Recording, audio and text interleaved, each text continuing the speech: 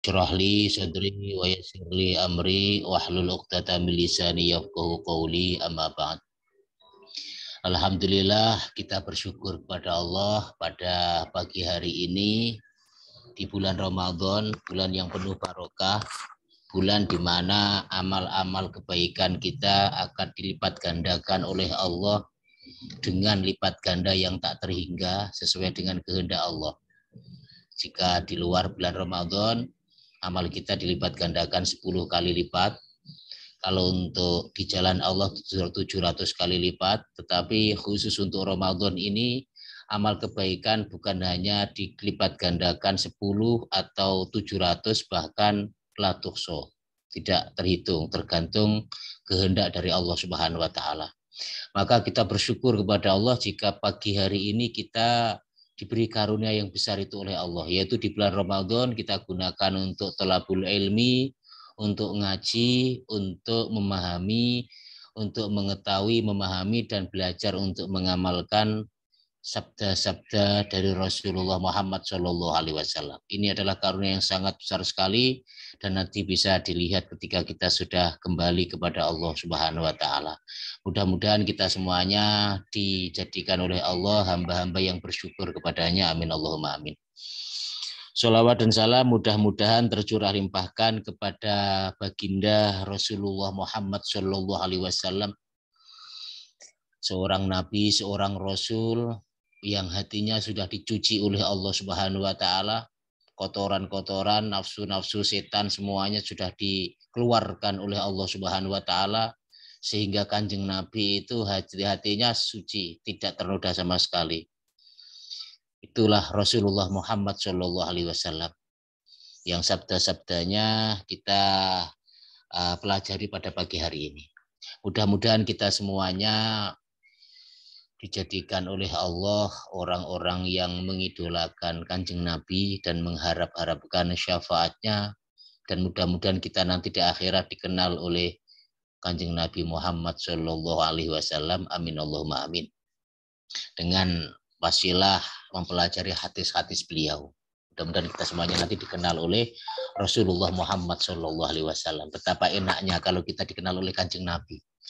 Kadang-kadang orang itu dikenal sama presiden saja itu sudah senangnya bukan main ya, dikenal sama presiden saja. Apalagi kalau kita dikenal oleh Kanjeng Nabi, oleh Rasulullah Muhammad, betapa bahagianya ya, betapa bahagianya hidup kita kalau kita dikenal oleh Kanjeng Nabi Muhammad. Mudah-mudahan dengan mempelajari hadis-hadis Nabi ini menjadi sarana kita semuanya dikenal oleh Kanjeng Nabi Muhammad Shallallahu Alaihi Wasallam. Bismillahirrahmanirrahim. Kita lanjutkan Al-Babus Sadisa Asyar. Sebelumnya saya akan share screen dulu ya.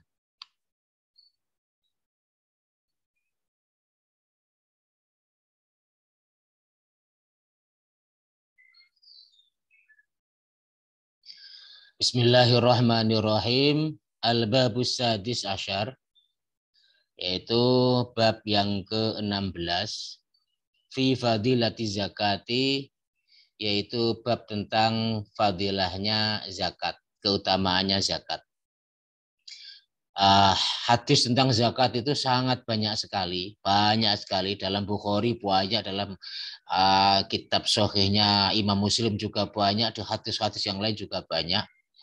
Tetapi oleh Hadratus Syekh Al-Musannif, yaitu Jalaluddin As-Suyuti rahimahullahu taala wa radhiyallahu anhu, itu hanya menulis 10 hadis saja. Bagaimana yang dulu sudah dijelaskan dalam muqaddimahnya ya. Ini adalah pilihan-pilihan hadis dari Imam Jalaluddin As-Suyuti yang mungkin tidak terlalu banyak diulas di kitab-kitab hadis yang lain.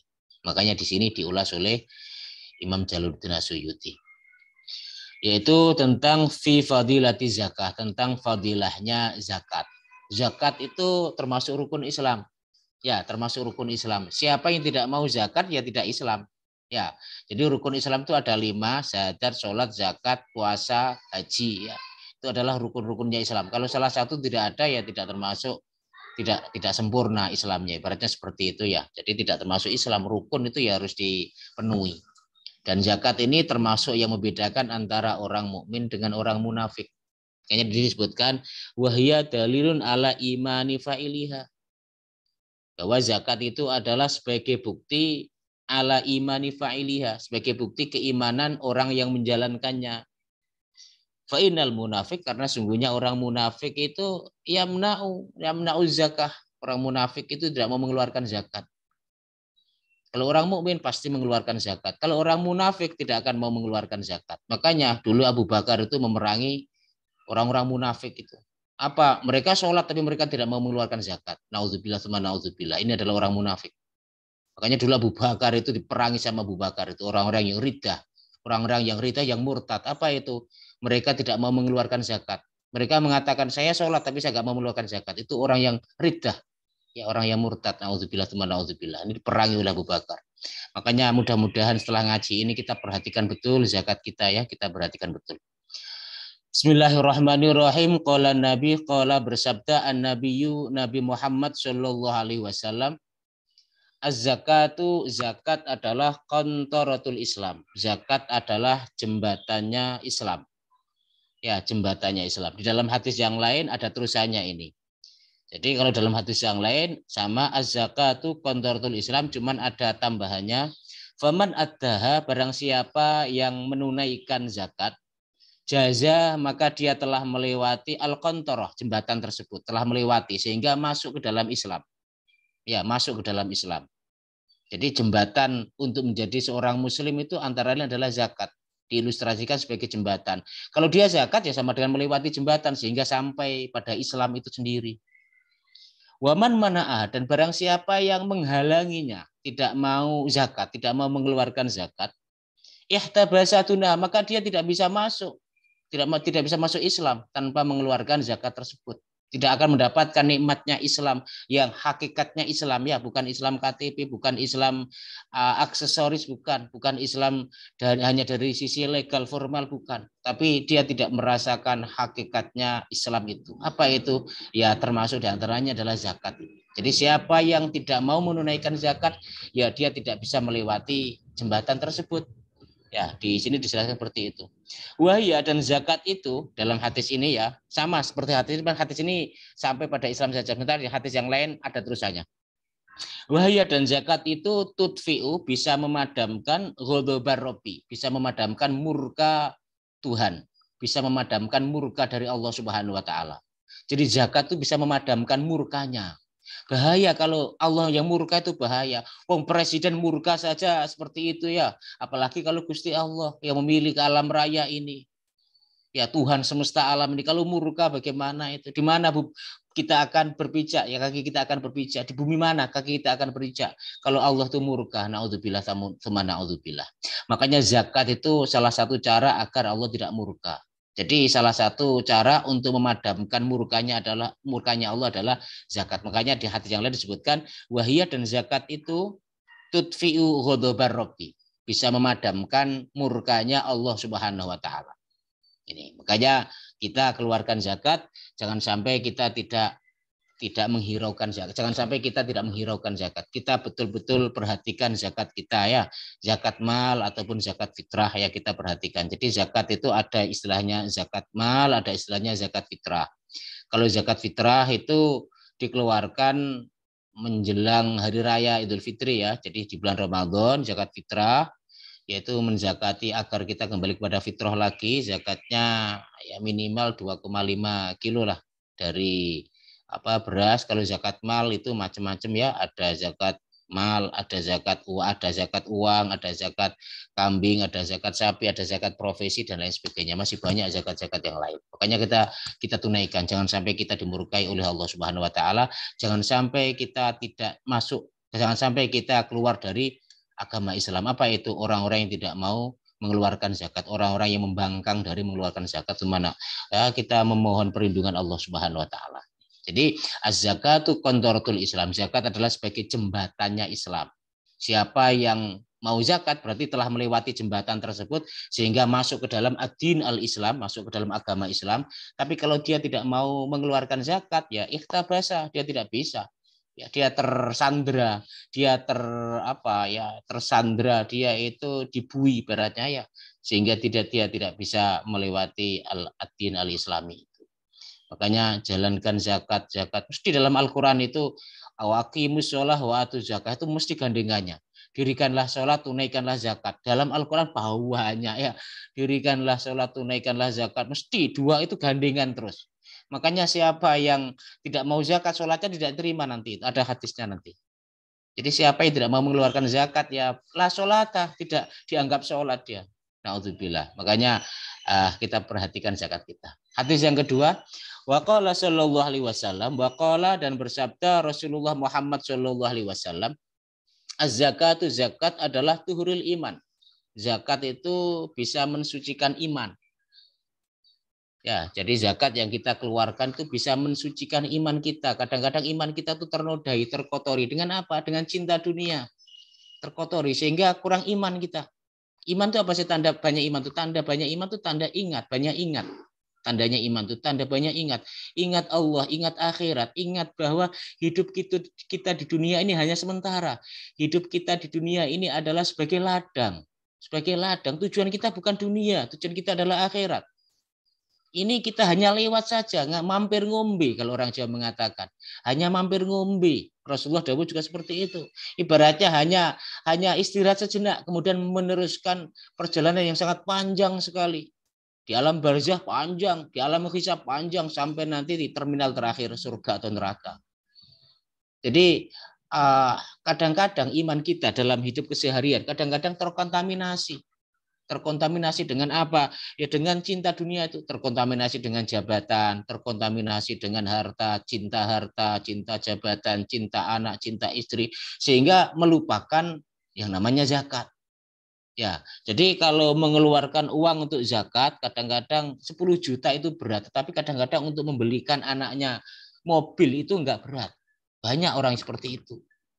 Padahal apa? Padahal zakat itu adalah wajib. Makanya zakat adalah tuhurul iman. Zakat itu bisa mensucikan keimanan kita yang sebelumnya terkontaminasi. Kemudian kembali lagi, iman kepada Allah lagi. Semakin iman, semakin yakin. Bahwa hidup kita di dunia ini hanya sementara, hanya sebentar sekali. Iman, yakin bahwa Allah akan menghisap semuanya, termasuk harta-harta kita akan dihisap oleh Allah Subhanahu wa taala. Oleh karena itu Rasulullah dawuh antara lain adalah az-zakatu tuhurul iman. Zakat itu tuhurul iman, mensucikan iman kita dari segala dosa-dosa, dari segala noda-noda yang mengotorinya. Apa itu? Ya hubbud dunya, cinta dunia. Ya, sehingga apa? Sehingga dalam diri kita kalau ada keimanan tuh nikmat sekali. Kalau nikmat sekali. Jadi semuanya dijadikan sebagai sarana. Ya, sarana. Allah tujuan kita, akhirat adalah mahattoh atau terminal terakhir kita. Hadis yang ketiga, waqala sallallahu alaihi wasallam, waqala dan bersabda sallallahu alaihi wasallam Rasulullah Muhammad sallallahu alaihi wasallam, la yaqbalu, tidak menerima Allah al-imana iman illa bizakah, kecuali dengan zakat. Jadi Allah itu tidak akan menerima iman seseorang kecuali dengan zakat. Sebab apa? Sebab zakat itu adalah bukti orang itu iman. Sesuatu itu nggak bisa hanya dengan omongan saja, perlu bukti.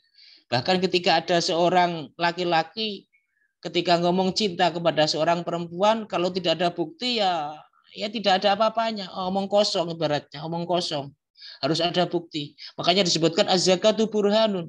Zakat itu sebagai bukti. Bukti bahwa kita iman Allah. Bukti bahwa kita iman akhirat.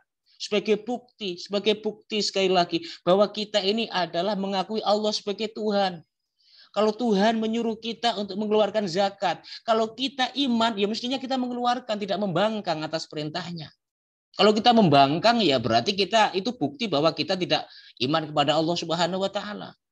Makanya disebutkan la yaqbalullahul iman. Allah tidak menerima iman seseorang illa kecuali bizakati, dengan zakat. Nek ngomong iman tok tapi ra gelem zakat, ya ora diterima karo Gusti Allah iman. Ibaratnya ngomong tok ora enek bukti. Padahal segala sesuatu itu perlu bukti. Allah juga perlu bukti. Buktinya apa kamu iman itu? Sudahkah kamu mengeluarkan zakat? Ya, sudahkah kamu mengeluarkan zakat? Bahkan diancam dalam Al-Quran banyak ancaman orang-orang yang tidak mengeluarkan zakat. Alhaakumut takatsur hatta zurtumul maqabir kalla saufa ta'lamun ila akhir ayat, banyak ayat-ayat tentang zakat itu. Makanya la yaqbalullahu, Allah tidak menerima al-imana, iman seseorang illa bizakah, kecuali dengan zakat. Ya, kalau pengen diterima imannya kepada Allah, kalau betul-betul ingin jadi orang mukmin ya harus mau zakat. Kalau tidak mau zakat sekali lagi munafik, tidak mukmin. Munafik kalau tidak mau mengeluarkan zakat. Wala imana, dan tidaklah dianggap iman, ya tidaklah memiliki iman, liman bagi orang yang la zakatalah, yang tidak memiliki zakat. Ya tidak, jadi tidak diterima imannya, kemudian dia tidak memiliki iman. La imana, bayangkan. Ini Rasulullah yang bersabda la imana, tidak punya iman, orang iman, orang yang tidak zakat, tidak iman, meskipun dia ngaku mukmin. Ya, meskipun dia ngaku mukmin, ya itulah orang munafik yang di awal surat Al-Baqarah disebutkan. Ya, kami iman kepada Allah, padahal sebenarnya mereka tidak beriman. Nggak ada buktinya, ya, nggak mau mengeluarkan zakat. Bagaimana orang mau disebut mukmin kalau tidak mau mengeluarkan zakat? Bagaimana mau disebut mukmin jika dia tidak mau menunaikan hak-haknya fakir miskin? Jika dia tidak mau mengeluarkan kewajiban yang harus dijalankan sebagai hamba Allah Subhanahu wa taala. Makanya la imana liman la zakatal. La imana, tidak punya iman, liman bagi orang yang la zakatal, yang tidak memiliki zakat sama sekali. Orang pernah zakat belas, gak duwe iman sama sekali. Nauzubillah tsumma nauzubillah. Nauzubillah sekali lagi. Betapa ancamannya Rasulullah gak main-main ya. Ancamannya Allah gak main-main. Allah tidak menerima iman seseorang, dan orang itu dianggap tidak memiliki iman jika tidak zakat. Jika tidak zakat. Ini kemudian hadis yang keempat, waqala sallallahu alaihi wasallam, waqala, dan bersabda Rasulullah Muhammad sallallahu alaihi wasallam, hasinu amwalakum, hasinu, peliharalah kalian semuanya, amwalakum, harta-harta kalian bizakati, dengan zakat. Peliharalah hartamu itu dengan zakat. Ya, jangan sampai harta kita nanti membakar diri kita. Jangan sampai harta kita nanti itu menjadi bara di akhirat nanti, ya, yang akan membakar kita, yang akan menyengsarakan kita di akhirat nanti. Jangan sampai harta kita nanti yang akan mengejar-ngejar kita di alam kubur nanti. Gara-gara zakat kita nggak pernah kita tunaikan, harta kita akan menjadi momok yang akan mengadab kita semuanya. Jangan sampai. Ya, jadi harta kita ibaratnya adalah seperti pisau bermata dua. Ketika jika tidak kamu gunakan untuk menebas orang, maka kamu sendiri akan ditebas oleh hartamu itu, akan dituntut oleh hartamu itu. Naudzubillah tsumma naudzubillah. Makanya hasinu, peliharalah harta kalian, peliharalah dengan apa? Bizakati, dengan zakat. Ini juga bisa bermakna apa? Memelihara barokahnya, memelihara manfaatnya, agar hartamu itu manfaat, agar hartamu itu barokah. Zakatilah. Jika tidak kamu zakati, nanti tidak akan terpelihara hartamu. Sehingga apa? Sehingga hartamu itu menimbulkan fitnah. Hartamu itu menimbulkan fitnah. Fitnah untuk siapa? Untuk anak-anakmu. Anak-anakmu menjadi nakal semuanya. Istrimu menjadi nakal, tidak terkendali. Kadang-kadang kita sendiri juga seperti itu, menjadi nakal, tak terkendali. Gara-gara apa? Tidak mau menunaikan zakat. Maka peliharalah hartamu itu, agar tidak memunculkan fitnah untuk keluargamu. Biasanya ada orang yang dulu ketika miskin itu barokah hidupnya, tapi ketika jadikan kaya itu hidupnya enggak barokah. Kenapa? Enggak mau mengeluarkan zakat. Sehingga hidupnya tidak banyak mendatangkan manfaat, malah justru mendatangkan maldoro dan lain sebagainya. Ini naudzubillah tsumma naudzubillah. Makanya hasinu amwalakum bizakah. Insya Allah harta kalau dikeluarkan zakatnya akan barokah, mendatangkan kebaikan yang banyak. Kebaikan untuk diri kita. Ayem awake ya, ayem. Uripku seneng, ayem. Harta kalau tidak dizakatkan itu panas. Ya, panas untuk diri kita, panas untuk anak istri kita, panas untuk keluarga kita. Makanya keluarkan zakat, itu mendinginkan harta kita, agar harta kita tidak menjadi fitnah. Sebaliknya harta kita menjadi harta yang barokah, yang manfaat, harta yang memberi ketenangan kepada pemiliknya, harta yang bisa menyelamatkan pemiliknya, baik di dunia ataupun di akhirat. Bagaimana caranya Ustadz? Keluarkan zakat. Keluarkan zakat. Wadawu mardokum, wadawu, dan obatilah mardokum, penyakit-penyakit kalian semuanya, bisodakoh, dengan sodakoh. Obatilah penyakit kalian dengan sedekah. Khususnya penyakit hati, ya, khususnya penyakit hati. Penyakit hati itu sumbernya apa? Hubutun, ya, cinta dunia. Jadi obatilah iri dalam hati kita, obati dengan apa? Sedekah. Ya, dengan sedekah. Sombong dalam hati kita, obati dengan apa? Dengan sedekah. Ada juga yang memaknai, ya termasuk bisa mengobati sakit secara lahir. Makanya ada yang secara medis kadang-kadang tidak bisa diobati, setelah sedekah banyak itu kadang-kadang diobati oleh Allah Subhanahu wa taala. Sebab pada hadisnya ini bisa bermakna lahir dan bisa bermakna batin. Bisa bermakna sakit secara fisik, juga bisa bermakna sakit secara mental, secara hati. Jadi wadawu mardokum bisodakoh, dan obatilah sakitmu dengan sedekah. Makanya kiai-kiai dulu itu kadang-kadang kalau dimintai suwuk ya, biasanya orang Jawa itu kalau sakit itu minta disuwuk. Biasanya itu kiainya itu minta syarat. Syaratnya apa? Kamu harus sedekah. Kasihkan anak yatim sekian. Ya, 40 anak yatim, kamu harus memberi makan kepada 40 anak yatim. Beri sedekah kepada mereka semuanya. Kadang-kadang seperti itu obatnya. Memang ada hadisnya ini. Jadi salah satu di antara obat penyakit itu adalah apa? Adalah sedekah. Ya, salah satunya itu. Bisa itu berupa penyakit fisik atau bisa berupa penyakit hati. Loh, itu kan tidak nyambung, Ustaz. Masa sakit kemudian sedekah sembuh? Ya Allah kok yang menyembuhkan. Ya Allah kalau berkehendak siapa yang bisa menolak kalau Allah berkehendak? Oh, yang menyembuhkan penyakit itu Allah Subhanahu wa taala. Ya bisa jadi dengan sedekah itu penyakitnya seseorang akan disembuhkan oleh Allah Subhanahu wa taala, dan Rasulullah tahu seperti itu. Rasulullah wadawu mardhakum bisadaqah. Dan obatilah penyakit kalian bisadaqah dengan sedekah. Wa'idu, dan persiapkanlah lil balai, untuk menghadapi bala atau musibah, ad-du'a, dengan berdoa. Maksudnya berdoalah untuk menghadapi bala, menghadapi musibah, atau menolak bala, menolak musibah. Maka berdoalah, karena doa itu bisa menolak bala, doa itu bisa dipakai untuk menghadapi bala sehingga kita bisa syukur, bisa sabar, bisa ridho, dan lain sebagainya. Ini hadis yang keempat. Kemudian hadis yang kelima, waqala sallallahu alaihi wasallam, waqala, dan bersabda sallallahu alaihi wasallam Rasulullah Muhammad sallallahu alaihi wasallam, ma halaka malun fi barrin wala bahrin illa biman izzaka.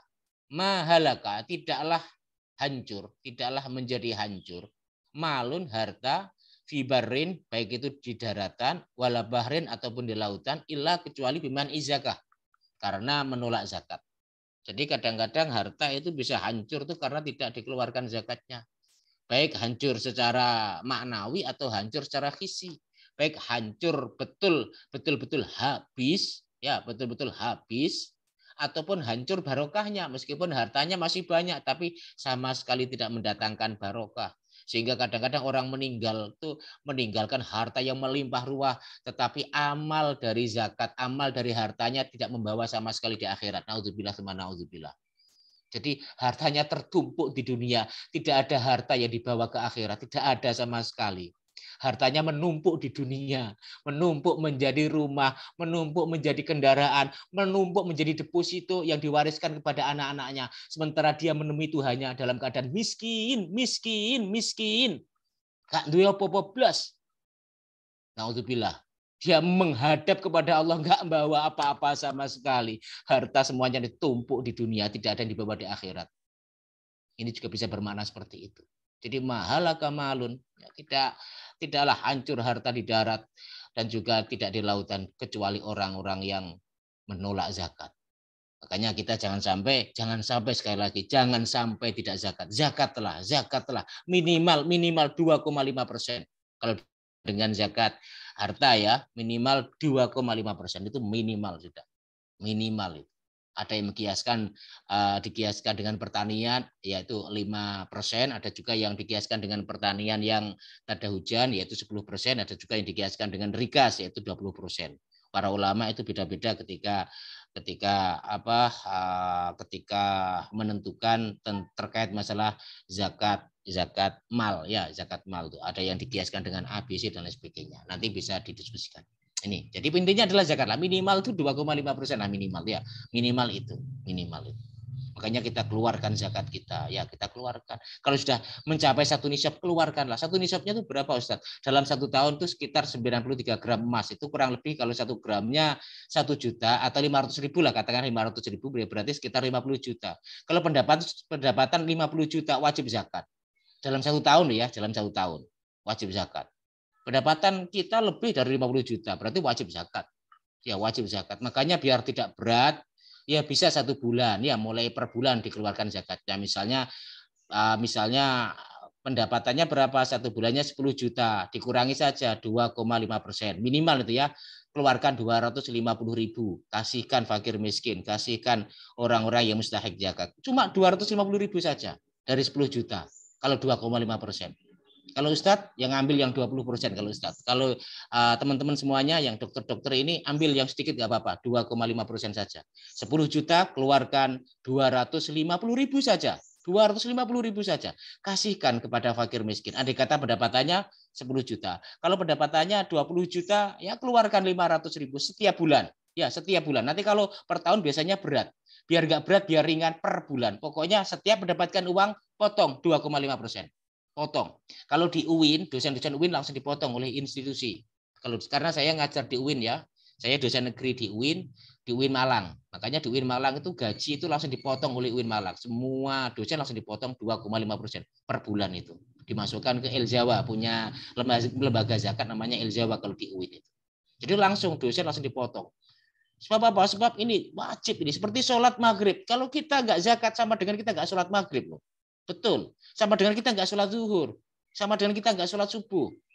Kalau nggak mau zakat. Karena zakat itu juga wajib. Ini yang sering sekali tidak diperhatikan oleh orang-orang Islam. Kadang-kadang. Banyak yang tidak memperhatikan. Dikirain kalau sudah sholat sudah selesai. Tidak. Masih belum selesai. Zakat wajib. Sekali lagi zakat wajib, zakat wajib, zakat wajib. Ini ya.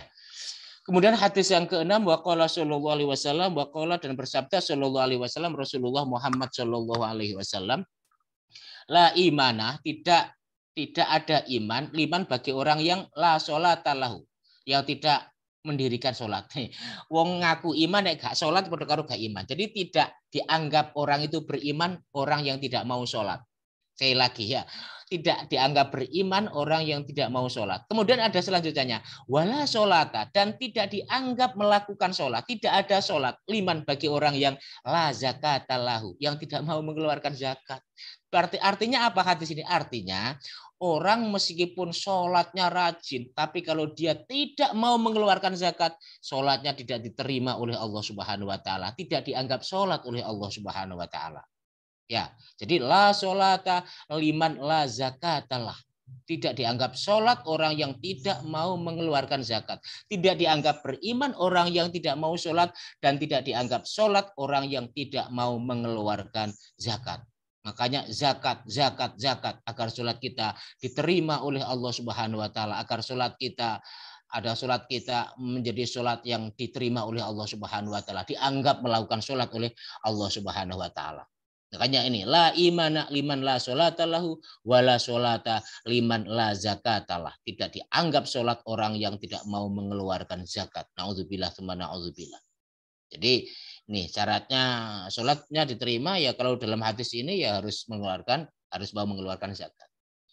Kemudian hadis yang ketujuh, waqala sallallahu alaihi wasallam, waqala dan bersabda sallallahu alaihi wasallam Rasulullah Muhammad sallallahu alaihi wasallam, tohiru amwalakum bizakah. Tohiru sucikanlah kalian semuanya amwalakum harta-harta kalian bizakati dengan zakat. Sucikan harta kalian itu dengan zakat. Ya, disucikan hartanya, jangan sampai hartanya itu tidak disucikan. Ya, sehingga hartanya itu kotor. Kalau kotor hartanya ya tidak bisa dipakai untuk kebaikan-kebaikan yang mendatangkan ridho Allah Subhanahu Wa Taala. Makanya pesannya yaitu tohiru amwalakum. Tohiru sucikanlah amwalakum harta kalian bizakati dengan zakat. Kalau kita mensucikan pakaian kita ya dengan dicuci ya, dengan dicuci. Kalau kita mau mensucikan jiwa kita ya dengan sholat. Kalau kita mau mensucikan harta kita ya keluarkan zakatnya. Kalau kita mau mensucikan ilmu kita ya ajarkan ilmunya. Makanya mengajari ilmu itu termasuk zakat. Zakatnya ilmu itu adalah mengajarkan ilmu. Seperti yang dilakukan oleh para asatid, para yai dan lain sebagainya itu adalah zakatnya ilmu, yaitu mengajarkan ilmu. Nah, zakatnya harta adalah mengeluarkan, diberikan kepada orang-orang yang berhak. Makanya Rasulullah memerintahkan kepada kita semuanya, tohiru sucikanlah kalian semuanya, amwalakum harta-harta kalian, bizakati dengan zakat, ya dengan zakat. Jadi sucikan pakaian semua, sucikan harta kalian semuanya dengan mengeluarkan zakat. Waqala sallallahu alaihi wasallam, waqala dan bersabda Rasulullah Muhammad sallallahu alaihi wasallam, man barang siapa wajabat yang diwajibkan alaihi atasnya az-zakatu zakat. Barang siapa yang wajib baginya zakat, maksudnya sudah sudah wajib ya, sudah memenuhi nisab, ya termasuk orang yang kaya, orang yang sudah memenuhi nisabnya, orang yang sudah wajib mengeluarkan zakat, falam yadfa'ha, tetapi dia tidak mau mengeluarkannya, ya dengan alasan macam-macam, dengan alasan kreditnya masih banyak, dengan alasan rumahnya belum selesai, dengan begitu, pokoknya macam-macam alasannya. Intinya adalah mereka tidak mau mengeluarkan zakat. Fahuwa, maka dia adalah finnar, ada dalam api neraka. Jadi siapa yang sudah wajib mengeluarkan zakat dan dia tidak mau membayarkannya, fahuwa finnar, dia masuk dalam api neraka. Kadang-kadang orang zaman sekarang, kadang-kadang itu mereka itu kadang-kadang itu banyak alasan. Alasannya itu apa? Padahal gajinya itu sudah banyak itu. Alasannya itu kredit belum selesai, alasannya buat rumah belum selesai, alasannya belum punya kendaraan, alasannya mau macam-macam untuk sekolah anak-anaknya yang mahal-mahal. Alasannya macam-macam sehingga kadang-kadang mereka mengatakan saya nggak wajib zakat. Kadang-kadang seperti itu. Padahal pendapatan mereka itu sudah wajib mengeluarkan zakat. Ya, pendapatan 10 juta itu sudah wajib mengeluarkan zakat. Pendapatan 5 juta, bahkan 5 juta, kalau kali 12, 60 juta, itu sudah wajib mengeluarkan zakat itu. Pendapatan 50 juta itu, 60 juta lah, katakanlah 60 juta. Itu sudah wajib mengeluarkan zakat itu. Ya, sudah wajib mengeluarkan zakat. Makanya kadang-kadang seperti itu. Ya kalau pertimbangannya masih kredit, masih apa-apa, ya nggak mengeluarkan zakat, ya naudzubillah tsumma naudzubillah. Ya, jangan sampai kita jadikan itu sebagai hal yang menjadikan kita tidak mau mengeluarkan zakat. Intinya apa? Intinya pokoknya kita sisihkan lah ya, kita sisihkan sebisa-bisanya. Jangan sampai anak-anak kita, jangan sampai harta kita menghalangi kita dari menjalankan perintahnya Allah Subhanahu wa taala. Apa itu? Mengeluarkan zakat. Man wajabat alaihi zakah, siapa yang wajib baginya zakat, falam yadfa'ha, tetapi dia tidak mau membayarkan zakatnya, fahuwa finnar, maka orang yang wajib zakat tapi tidak mau menunaikannya, finnar, di dalam api neraka. Ini adalah ancaman yang serius dari Rasulullah Muhammad SAW. Kemudian hadis yang ke-9, waqala sallallahu alaihi wasallam, waqala dan bersabda sallallahu alaihi wasallam, Rasulullah Muhammad SAW, la khairah, tidak ada kebaikan, fi malin, di dalam harta, la yuzaki, yang tidak dizakati. Tidak ada kebaikan sama sekali. Harta yang tidak pernah dizakati, harta yang tidak pernah ditunaikan zakatnya, tidak ada kebaikan sekali, tidak ada kebaikan sama sekali. Tunjangan-tunjangan yang ketika kita mendapatkan tidak pernah kita zakati, tidak ada kebaikan sama sekali.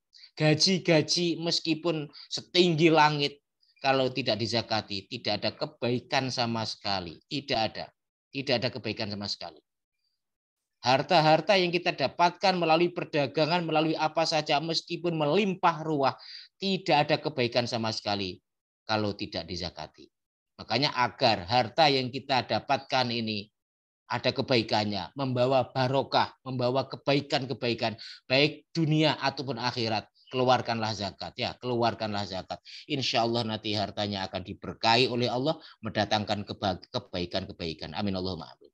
Kemudian hadis yang terakhir, karena ini sudah jam 6.47, waqala sallallahu alaihi wasallam, waqala dan bersabda sallallahu alaihi wasallam, Rasulullah Muhammad sallallahu alaihi wasallam. Man barang siapa, mana yang menghalangi az-zakat, zakat. Siapa yang menghalangi zakat, maksudnya tidak mau menunaikan zakat, mana maka akan menghalangi Allah anhu darinya, hifdzal mali, yaitu memelihara harta darinya. Jadi siapa yang tidak mau mengeluarkan zakat, maka Allah akan menghalangi dia dari dari memelihara hartanya, sehingga hartanya sama sekali tidak mendapatkan manfaat, seperti Abu Lahab.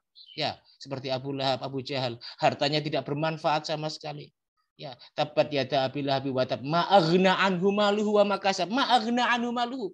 Tidak akan bermanfaat hartanya. Wa makasab, dan apa yang ia peroleh tidak mendapatkan apa-apa, tidak mendapatkan manfaat apa-apa. Abu Lahab, Abu Jahal itu. Tabat yada Abi Lahab wa tab, ma aghna anhu maluhu wa makasab. Apa yang dia peroleh, apa yang dia dapatkan, harta yang dikumpulkan tidak bermanfaat sama sekali untuk mereka. Naudzubillah tsumma naudzubillah. Mudah-mudahan kita semuanya tidak termasuk orang-orang yang munafik. Mudah-mudahan kita semuanya termasuk orang-orang mukmin, orang yang memperhatikan zakat. Kita berusaha minimal 2,5% minimal itu. Kalau tidak bisa, kalau berat 1 tahun, kita belajar mengeluarkan setiap bulan kita cicil setiap bulan 2,5%. Ayo diambil 2,5%. Untuk siapa? Untuk fakir miskin, untuk membiayai perjuangan di jalan Allah Subhanahu wa taala. Betapa banyak orang-orang yang tidak bisa sekolah, kita sekolahkan dengan harta kita. Ya, betapa banyak orang yang tidak bisa makan, tidak bisa minum di daerah-daerah terpencil itu. Kita kasih makan, kita kasih minum. Betapa banyak janda-janda yang ditinggal mati oleh suaminya, yang mereka berat menanggung anak banyak, mereka harus sekolah. Kita santuni mereka dengan apa? Dengan zakat kita. Dengan zakat kita. Mudah-mudahan kita semuanya ditolong oleh Allah Subhanahu wa taala bisa memenuhi rukun Islam. Apa itu? Di antaranya adalah menunaikan zakat agar kita tidak masuk orang-orang yang munafik, agar kita termasuk orang-orang yang al-mu'minun. Amin. Allahumma amin. Itu mungkin yang bisa saya sampaikan, Mas Agung. Saya kembalikan lagi kepada Mas Agung. Matur sangat Ustaz Zainuddin atas pemaparan pada bab yang mengenai keutamaan zakat ini. Monggo bagi hadirin yang ingin bertanya, diskusi, atau curhat, atau menanyakan hal yang di luar tema zakat ini, dipersilakan. Monggo. Kalau pada fakir miskin, Ustaz, ada orang yang fakir miskin, apakah juga wajib berzakat? Misalkan dia bekerja dengan penghasilan yang memang bahkan untuk nafkah sendiri itu sudah tidak cukup. Apakah tetap wajib untuk zakat? Zakat itu untuk orang kaya, Mas Agung. Untuk orang miskin itu nggak wajib zakat, malah justru berhak menerima zakat. Jadi zakat itu hanya wajib untuk orang-orang kaya, orang-orang yang mencapai 1 nisab, gitu loh. Orang-orang yang pendapatannya itu mencapai 1 nisab, atau orang yang berharta lah. Orang kalau miskin ya nggak wajib zakat, malah justru mendapatkan zakat. Makanya kan ada definisi toh. Kalau ada fakir, ada miskin. Kalau fakir itu dia tidak punya pekerjaan. Ya, dia tidak punya pekerjaan atau pendapatnya sangat kecil sekali itu, sehingga tidak mencukupi kebutuhan dia sehari-hari karena mungkin anaknya banyak ya dan lain sebagainya. Itu kalau orang fakir. Kalau miskin itu dia punya pekerjaan tetapi gajinya itu tidak mencukupi kebutuhan dia. Tapi kalau gajinya itu mencukupi kebutuhan dia, bahkan bisa lebih, nah itu malah itu yang wajib mengeluarkan zakat. Makanya Rasulullah ditanya, yas'alunaka madza yunfikun. Mereka bertanya kepada Muhammad, apa yang mereka infakkan, apa mereka zakatkan? Kulil afwa. Kul, katakan Muhammad, al afwa, lebihan dari hartamu. Jadi yang kita zakati ya, yang wajib zakat ya orang-orang yang lebihan yang sudah mencapai 1 nisab. Kalau orang fakir miskin tidak punya lebihan, Mas Agung, bahkan kurang. Makanya mereka tidak wajib zakat, mereka malah berhak menerima zakat. Iya baik, betul sangat. Kalau ibaratnya guys, tadi kan penghasilannya 5 juta gitu. Dalam setahun sudah kena nisab ya Ustaz. Sedangkan kebutuhannya dia ya pas-pas gitu, atau memang dia tidak punya hutang atau cicilan atau apapun itu, tapi dia masih punya orang tua atau punya anak dan seterusnya, dan penghasilannya mepet dengan kebutuhannya, apakah itu termasuk kriteria tetap wajib zakat? Ya, jadi zakat itu ada yang mengatakan dipotong bersih, ada yang mengatakan secara kotor. Ada yang seperti itu. Ada pendapat secara bersih, ada yang mengatakan pendapat secara kotor. Tapi yang pasti hitungannya kebutuhan itu adalah kebutuhan primer, Mas Agung. Ya, jadi kebutuhan primer, bukan kebutuhan sekunder, kebutuhan primer. Kebutuhan primer itu apa? Ya sandang, pangan, papan. Dan tidak mewah, pokoknya bisa ditempati, misalnya ya. Jadi makan tidak harus mewah, makan pokoknya bisa yang bisa dimakan. Jadi kebutuhan primer. Kalau sekunder, tersier tidak termasuk. Makanya kredit mobil itu bukan barang primer itu.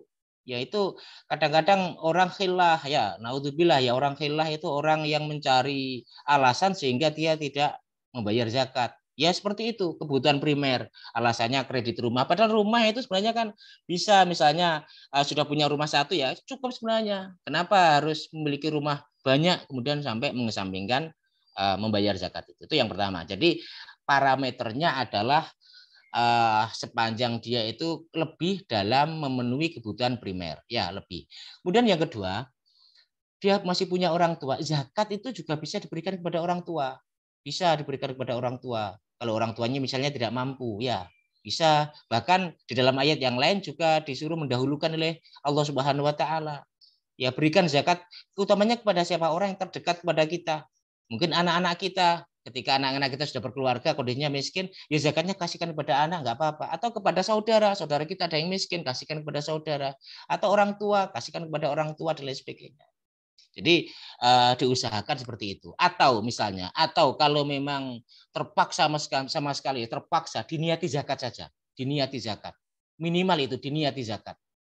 Belajarnya seperti itu agar kita selamat, ibaratnya seperti itu ya, agar kita selamat. Kalau kita misalnya, kalau kita menunggu-nunggu sampai apa istilahnya, sampai betul-betul kaya ya nggak zakat kita.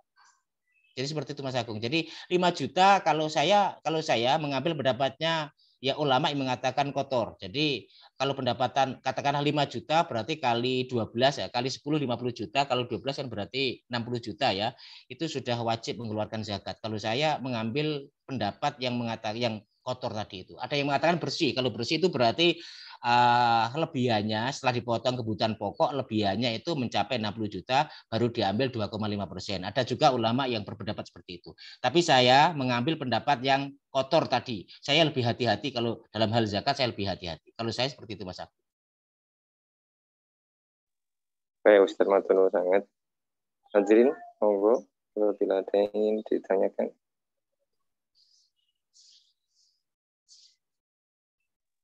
Di kolom chat ada pertanyaan dari Bapak Wisnu dari Medium. Haji sudah dipotong zakat penghasilan oleh Basnas setiap bulan. Tapi di akhir tahun masih lebih dari nisab 85 gram emas. Apakah masih dikeluarkan lagi zakatnya di akhir tahun? Karena masih ada definisi zakat mal dan zakat provisi. Jadi yang sudah tiap bulannya dipotong, kemudian masih ada simpanan. Okay. Ya, zakat mal itu harta kita ya secara keseluruhan. Kalau zakat profesi itu dari kasbi kita atau dari pekerjaan kita. Ya, jadi ada yang namanya zakat profesi, ada yang namanya zakat mal. Jika melihat pertanyaannya ini berarti yang diambil oleh Basnas itu adalah zakat profesi ya. Kalau zakat profesi itu ada yang mekiaskan dengan emas yaitu 2,5%, ada yang mekiaskan dengan pertanian 5%, ada yang pertanian tanda hujan 10%. Ini memang ikhtilaf, kalau zakat profesi itu ikhtilaf di antara para ulama-ulama fikih. Ada yang dikiaskan dengan emas dan sebagainya. Tapi kalau zakat mal tidak ada ikhtilaf. Kalau zakat mal itu 2,5%. Kalau melihat pertanyaan ini, kalau saya mengambil pendapat yang hati-hati. Apa itu? Tetap wajib mengeluarkan zakat dari lebihannya itu sebagai zakat mal, bukan zakat kasab, bukan zakat profesi, tapi zakat mal. Sementara yang diambil Basnas itu adalah zakat profesinya, ya zakat profesinya. Tapi juga bisa juga misalnya zakat profesi itu nanti dimasukkan ke dalam zakat mal yang berarti belum diambil oleh Basnasnya, sehingga wajibnya ya di akhir tahun itu diambil zakat 2,5%. Tapi untuk lebih hati-hati ya, lebih hati-hatinya lebih baik dikeluarkan saja zakatnya, itu lebih baik. Meskipun sebenarnya sudah cukup sih. Kalau saya melihat itu, kalau ulama-ulama fikih sudah cukup diambil dari Basnas itu sudah cukup karena sudah diambil 2,5%-nya itu. Jika ada kelebihan ya lebihan itu tidak wajib dikeluarkan zakatnya. Itu Mas Agung. Baik, selamat sangat. Dari Ibu Suprapti Ningsih.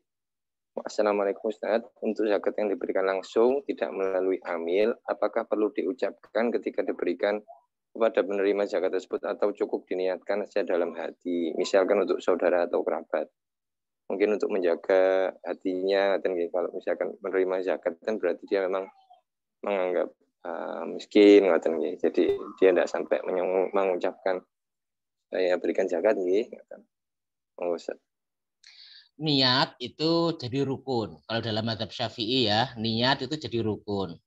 Yang wajib itu wajib ada niatnya. Seperti sholat maghrib itu wajib niat. Usolli fardul maghribi. Zakat juga seperti itu. Nawaitu an ukhrija zakatal mali fardhon lillahi ta'ala. Atau bahasa Indonesia juga bisa. Saya niat zakat wajib, zakat mal, fardu krono Allah Ta'ala. Apakah harus diucapkan? Tidak harus. Cukup di dalam hati karena mahallun niyati fil qalbi. Tempatnya niat ada di dalam hati. Maka ketika kita ngasihkan kepada kerabat kita, nggak usah dikatakan ini zakat saya, nggak usah, nanti bisa tersinggung lagi ya orangnya yang kita kasih juga. Selain itu juga agar kita lebih ikhlas ya, nggak usah kita omongkan ini zakat, nggak usah langsung saya kasihkan. Ini kamu dapat rezeki dari Allah gitu aja sudah lebih baik, lebih baik. Jadi niat tidak harus diucapkan, cukup di dalam hati. Mahallun niyati fil qalbi. Diucapkan itu agar memantapkan hati ya. Para ulama mengatakan untuk memantapkan hati. Ya bisa saja diniati dari rumah, di kamar sendirian misalnya. Nawait, kalau didemek, kalau orang Jawa itu kalau nggak didemek, nggak dipegang itu nggak mantap orang Jawa itu. Pegang dulu uangnya. Nawaitu an ukhrija zakatal mali lillahi ta'ala. Fardhon lillahi ta'ala. Niat ingsun medalaken zakat mal fardu krono Allah. Diniati di rumah. Setelah itu ketika kita ngasihkan kepada orang, nggak usah dibilang zakat. Itu saya kira lebih bagus Mas Agung untuk menguatkan hati kita dan juga tidak melecehkan fakir miskin dan lain sebagainya. Nggih. Terus sangat Ustaz. Enten teng kolom chat malih Ustaz. Ngapunten. Apa kata saya enten waktu ya Ustaz? Monggo. Ustaz, kalau ada orang secara harta, dia sekarang ada aset rumah, 2 mobil, rumah 2, mobil 2. Tapi sekarang dia nganggur, tidak bekerja, punya hutang dan penghasilannya tidak jelas. Serta sekarang sudah tidak ada pemasukan, mungkin pensiun atau gimana. Rumah itu sudah akan menjadi milik anak-anaknya dan kendaraannya juga nantinya. Apakah bisa diberikan zakat sekarang dia Ustadz? Kan sudah bisa menghasilkan untuk kehidupannya. Sudah tidak dapat menghasilkan untuk kehidupannya, maksudnya. Sudah pensiun, misalnya. Kemudian hartanya sudah dihadiahkan ke anak-anaknya, dia tidak punya penghasilan. Monggo Ustaz. Ini dibaca terlalu panjang ya. Jadi saya tak memahami pertanyaan dulu.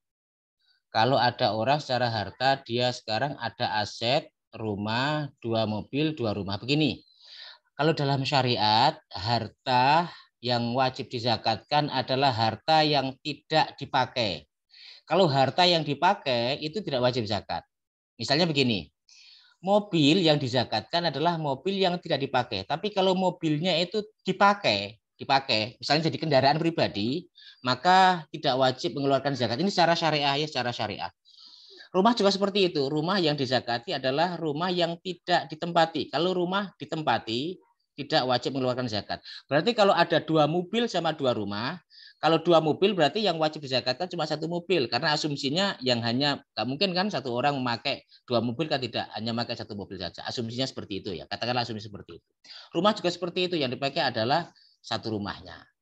Tapi sekarang dia nganggur, tidak bekerja, punya hutang dan penghasilannya tidak jelas, serta sekarang sedang tidak ada pemasukan. Rumah itu sudah akan dimiliki anak-anaknya dan kendaraannya juga nantinya. Apa bisa diberikan zakatnya Ustaz? Ya kalau mau nggak apa-apa ya, mudah-mudahan Allah ketika dulu tidak dikeluarkan zakat, ya mudah-mudahan Allah mengampuni sebagai qadha gitu saja sudah. Sebagai niat itu qadha saja. Pokoknya kita belajarlah, berusaha bagaimana mendapatkan ampunannya Allah. Salah satunya yaitu coba dikeluarkan zakatnya, nggak apa-apa. Adik kata mau dikeluarkan zakat. Tapi yang jelas kalau melihat kasusnya seperti ini ya. Jadi dia sudah tidak punya penghasilan ya, yang namanya secara harta secara profesi ya tidak dikeluarkan, tidak wajib mengeluarkan zakat. Rumah juga seperti itu. Kalau rumah dipakai juga tidak wajib mengeluarkan zakat. Kendaraannya juga seperti itu. Karena dipakai ya tidak wajib mengeluarkan zakat. Tapi barangkali dulu ketika kita dalam mencari nafkah, dalam mencari rizki, ketika dulu mungkin lupa tidak mengeluarkan zakat, ya tidak apa-apa, diqadha itu lebih baik. Mudah-mudahan dengan mengqadha itu Allah memberi ampun kepada kita yang dulu pernah melupakan tidak mengeluarkan zakat. Jangan sampai sekali lagi, jangan sampai ini diberikan kepada waris ya. Diberikan kepada anak. Begini konteksnya ya. Memberi anak hibah itu hukumnya mubah. Kalau zakat itu wajib. Jangan sampai kita mendahulukan yang mubah daripada yang wajib. Kalau bisa seperti itu. Jadi dahulukan mengeluarkan zakatnya daripada dihibahkan kepada anak. Sebab hibah anak itu hukumnya mubah.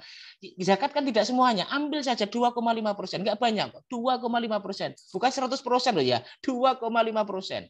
Ya paling nggak seperti itu ya. Itulah ya, bisa kalau sudah terlanjur diberikan ya minta izin lah bagaimana ya mudah-mudahan putranya anak yang soleh. Kalau anak yang soleh itu insya Allah malah justru pengen agar ayahnya itu selamat. Kadang-kadang seperti itu sebagaimana ceritanya dalam pada masa Rasulullah. Ada seorang anak datang pada Nabi, ya Rasul, saya sedekah jariyah ya Rasul. Apakah saya hadiahkan kepada orang tua saya? Apakah diterima ya Rasul? Iya, diterima. Kamu juga mendapatkan pahalanya. Ya Rasul, dulu orang tua saya itu pengen haji ya Rasul, tapi tidak bisa haji. Apakah saya boleh mengkodoknya? Iya boleh. Itu namanya anak yang soleh. Kalau anak yang soleh itu akan mempertimbangkan kemaslahatan orang tuanya ketika nanti di akhirat. Itu anak yang soleh. Makanya coba Bapak musyawarah sama anaknya ya, diambil saja 2,5%. Mudah-mudahan dengan zakat seperti itu Allah Subhanahu wa taala memberi ampunan. Berarti seperti itu ya, memberi ampunan untuk kita semuanya ya, termasuk untuk saya juga. Tapi kalau melihat sekilas memang ya secara syariat bisa saja dikatakan tidak wajib membayar zakat, tetapi kita wajib berhati-hati dalam harta dan sebagainya. Ibaratnya ya kalau dulu mungkin pernah lupa ya bisa dikeluarkan dan lain sebagainya. Tuh Mas Agung. Tapi mudah-mudahan kalau jawaban saya salah, mudah-mudahan diampuni Gusti Allah loh ya. Diampuni Gusti Allah. Masalahnya kadang-kadang urusan zakat seperti ini kadang-kadang ya ruwet. Makanya saya sering mengambil jalan yang paling hati-hati, paling menyelamatkan. Itu Mas Agung. Iya, betul sangat Ustaz. Ada satu lagi mungkin terakhir nih Ustaz. Dari Bu Siti Fajar. Membayar zakat fitrah bolehkah saat pertengahan Ramadan atau lebih afdalnya kapan? Mohon arahannya Ustaz. Ya, membayar zakat dibolehkan mulai awal Ramadan Mas Agung. Mulai awal Ramadan sudah boleh. Apalagi pertengahan Ramadan itu sudah boleh. Tapi wajibnya itu pada malam hari raya sebelum atau pada waktu-waktu sebelum sholat Id. Itu wajibnya. Selainnya waktu yang wajib, kalau tidak kan sudah terlewati itu ya. Kalau sudah Id tidak ada zakat fitrah. Jadi zakat fitrah itu setelah sholat Id sudah nggak ada lagi. Jadi zakat fitrah itu sebelum sholat Id. Makanya afdolnya itu malam Idul Fitri. Lebih afdolnya lagi sebenarnya ya ada paginya itu sebelum sholat Idul Fitri. Cuman kan gendadapan biasanya kan seperti itu. Malam itu sudah cukup lah. Itu afdolnya. Jadi itu waktu-waktu wajibnya. Jadi afdolnya kalau zakat fitrah afdolnya adalah Lailatul Aid pada malam Idul Fitri itu afdolnya. Meskipun di tengahnya boleh. Ya, bahkan di awal Ramadan juga boleh. Jadi waktunya mulai awal Ramadan sampai akhir Ramadan itu waktunya mengeluarkan zakat fitrah. Kalau zakat mal, kalau tradisi di Arab itu Mas Agung, zakat mal itu biasanya juga di Ramadan Mas Agung, biar mudah menghitungnya. Jadi biasanya kalau di awal Ramadan biasanya menghitungnya di awal Ramadan. Jadi di Mesir itu banyak kalau Ramadan itu orang yang memberi amplopan Mas Agung. Jadi banyak fakir miskin itu yang antri kepada orang-orang kaya itu, antri mendapatkan zakat itu, diamplopi biasanya seperti itu. Dulu saya kan juga mahasiswa di Mesir ya, sempat lama di Mesir juga. Saya dulu juga termasuk pemburu zakat saya dulu itu. Jadi kalau ada orang yang memberi zakat itu biasanya itu orang-orang Indonesia juga dikasih itu. Dan banyak itu Mas Agung, bisa untuk lebaran, bisa untuk beli makan, beli pakaian, bisa juga untuk sewa rumah itu ya. Zakatnya orang-orang kaya kalau di Mesir dan di Saudi juga itu tradisinya itu Ramadan tradisinya. Itu lebih afdol itu karena amal baik kalau di bulan Ramadan tuh ditingkatkan, dilipat gandakan oleh Allah yang tak terhingga, yang sebagaimana hadis yang pernah kita ngajikan itu. Kalau di bulan Ramadan ya mungkin 10 kali lipat, 700 kali lipat. Tapi kalau khusus di bulan Ramadan itu dilipat gandakan oleh Allah sesuai dengan yang dikehendaki oleh Allah. Makanya kalau pengen mengeluarkan zakat mal ya kalau bisa di bulan Ramadan. Tapi kalau setiap bulan sudah dipotong ya itu lebih baik. Sebagaimana yang dilakukan di UIN itu lebih baik, lebih menyelamatkan dan lain sebagainya. Itu Mas Agung. Iya, matur sangat Ustaz atas jawabannya. Mungkin karena terbatasnya waktu, sebenarnya sepertinya pertanyaan tentang mengenai zakat ini sangat kata nih. Enten malih datang kolom chatnya nopo sakit dijawab. Monggo. Saya nggak membaca kolom chatnya ini. Monggo. Apa Mas Agung? Assalamualaikum warahmatullahi wabarakatuh. Ngapunten Punten Ustaz mau tanya, kalau di sekolah kami mengajak anak-anak untuk zakat fitrah dan diberikan kepada teman yang sesuai 8 golongan yang mendapatkannya yang ada di sekolah. Yang lebih afdol zakat fitrah di sekolah itu dikasihkan uang atau beras. Punten Ustaz. Ya, ya. Yang pertama, pokoknya zakat yang perlu saya jelaskan dulu, zakat fitrah itu pokoknya wajib dikeluarkan oleh setiap orang Islam. Jadi orang tuanya juga wajib menzakati anaknya. Misalnya ibunya mengandung ya, melahirkan tanggal 28 Ramadan gitu, berarti wajib zakat sudah, wajib dizakati anak yang baru lahir itu. Jadi pokoknya setiap jiwa lah wajib dizakati. Kemudian jika dilakukan di sekolah ya tidak apa-apa. Jadi sekolah itu sifatnya adalah sebagai amil, sebagai pengumpul zakat, sebagai pendistribusi zakat. Jadi tidak apa-apa dikumpulkan di sekolah, kemudian sekolah ditasarufkan kepada orang lain, misalnya kepada siswa yang tidak mampu juga tidak apa-apa. Itu terserah amil lah. Boleh ditasarufkan kepada orang yang tidak mampu karena ada siswa yang membutuhkan bantuan, maka diberikan kepada siswa yang tidak mampu, itu juga tidak apa, bagus-bagus saja. Mana yang lebih baik Ustadz antara beras sama uang? Ini kembali kepada mana yang lebih maslahat.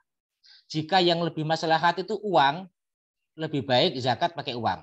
Jika yang lebih maslahat itu beras, zakat pakai beras. Meskipun di dalam kitab-kitab fikih itu zakatnya adalah berupa makanan pokok. Ya, berupa makanan pokok, yaitu bisa beras atau bisa gandum. Makanya kalau dalam kitab-kitab klasik itu zakat fitrah itu ya harus beras misalnya ya. Tapi ulama-ulama zaman sekarang boleh dengan uang itu. Dengan asumsi apa? Nanti uangnya bisa dipakai untuk beli beras dan sebagainya. Kadang-kadang juga seperti itu. Kadang-kadang orang yang mendapatkan zakat beras itu kadang berasnya dijual, kemudian dibelikan untuk lauk dan sebagainya. Makanya kalau menurut ulama-ulama sekarang ya mana yang paling baik ya, kalau memang dengan uang itu yang paling maslahat, yang paling baik, ya tidak apa-apa. Tapi kalau saya tetap mengikuti ulama salaf kalau saya.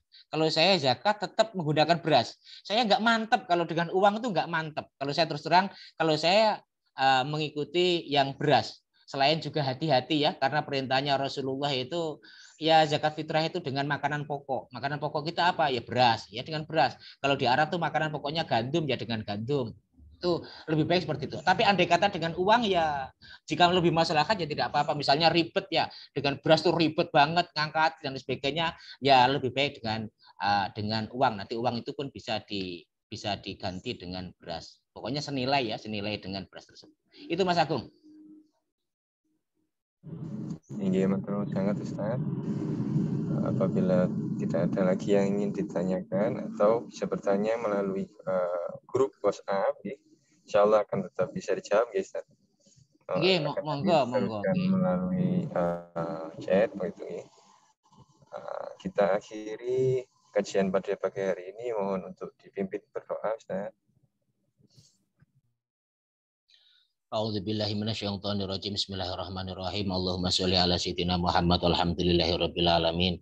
Allahumma anfa'na bima 'allamtana wa 'allimna ma yanfa'una wa zidna ilma. Allahumma anfa'na bima 'allamtana wa 'allimna ma yanfa'una wa zidna ilma. Allahumma anfa'na bima 'allamtana wa 'allimna ma yanfa'una wa zidna ilma. Rabbana atina fid dunya hasanah wa fil akhirati hasanah wa qina adzabannar. Wa sallallahu ala sayyidina Muhammad alhamdulillahirabbil alamin. Wabillahi taufiq wal hidayah wa ridha wal inayah. Wassalamualaikum warahmatullahi wabarakatuh. Waalaikumsalam warahmatullahi wabarakatuh. Matur sangat Ustaz. Ngapunten atas segala kesalahan. Kita tutup kajian pada pagi hari ini dengan bacaan hamdalah. Alhamdulillahirabbil alamin. Istighfar, astaghfirullahaladzim, dan doa kafaratul majelis. Bismillahirrahmanirrahim. Subhanakallahumma wa bihamdika asyhadu an la ilaha illa anta astaghfiruka wa atubu ilaik. Terima kasih dan sekali lagi mohon maaf. Ihdinas siratal mustaqim. Wassalamualaikum warahmatullahi wabarakatuh. Waalaikumsalam warahmatullahi wabarakatuh.